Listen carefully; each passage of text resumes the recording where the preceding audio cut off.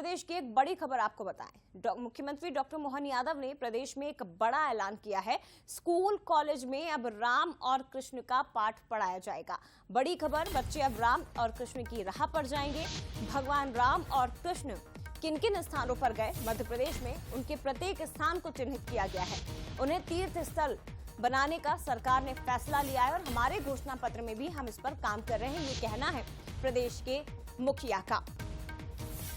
हालांकि इसके पहले भी रामचरितमानस को लेकर या प्रभु श्री राम को लेकर लगातार ये बातें कही जाती रही हैं कि उनके जो आदर्श हैं, उनके जो मूल्य हैं, उन्हें हमें किताबों में शामिल करना चाहिए। लेकिन एक बड़ा ऐलान, राम और कृष्ण की राह पर बच्चे चले, इसीलिए स्कूल और कॉलेज में राम कृष्ण का पाठ पढ़ाया जाएगा।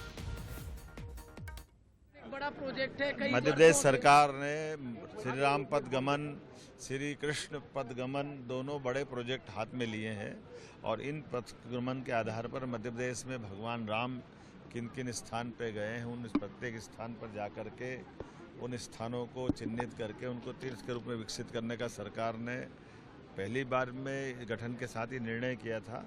हमारे घोषणा पत्र में भी था। मुझे इस बात की प्रसन्नता कि हम इस पे काम कर रहे हैं। साथ ही साथ ये भगवान कृष्ण, भगवान राम की जीवन की पाठ्यक्रम संबंधित जो भी उपलब्धियां हैं, उसको भी हम पाठ्यक्रम में उच्च शिक्षा, स्कूल शिक्षा में लेने वाले हैं।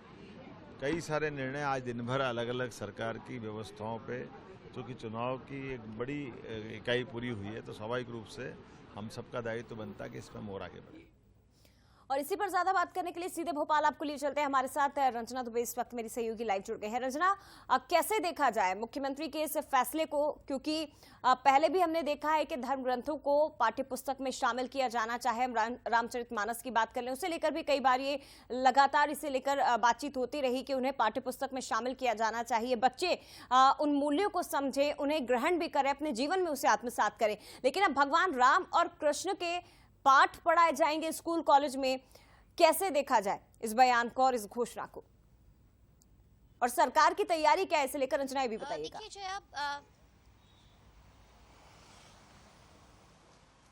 देखिए जय, अगर जो बात करी जाए मुख्यमंत्री डॉक्टर मोहन यादव की घोषणा की, तो जब वो उच्च शिक्षा मंत्री थे तब भी इस तरह की पहल की गई थी और बड़े बदलाव जो पाठ्यक्रम है उसमें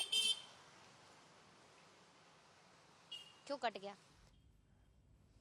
चलिए एक बार फिर से बात करने का प्रयास हम करेंगे रंजना से, लेकिन ये बड़ी खबर इस वक्त की प्रदेश के मुख्यमंत्री हैं डॉक्टर मोहन यादव। हालांकि पहले जब वो मंत्री कैबिनेट में थे तो उस समय भी उनकी ओर से प्रयास किया गया था, और अब क्योंकि प्रदेश के मुखिया के तौर पर वो जिम्मेदारी संभाल रहे हैं, तो भगवान राम और कृष्ण की राह पर बच्चे चलें, राम कृष्ण की शिक्षा बच्चों को दी जाए, उनका पाठ पढ़ाया जाए, इसे लेकर डॉक्टर मोहन यादव जिन्होंने एक बड़ा ऐलान किया है।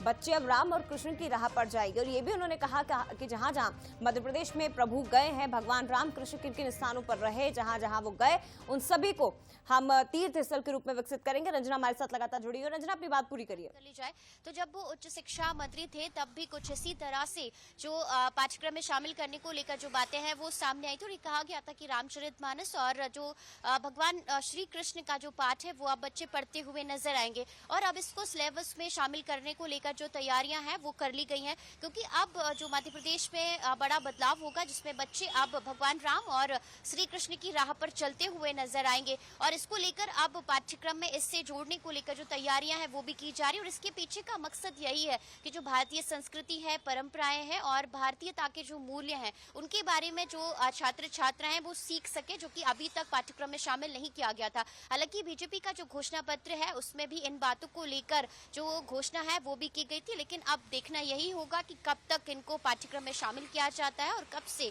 जो स्टूडेंट्स हैं वो स्कूलों में और कॉलेजों में भगवान राम और श्री कृष्ण का जो पाठ है वो पढ़ सकेंगे, उनकी तरह अपने जीवन को बनाने की जो कोशिश है वो करते हुए नजर आएंगे। जया, शुक्रिया आपका रंजना, फिलहाल तमाम जानकारी के लिए।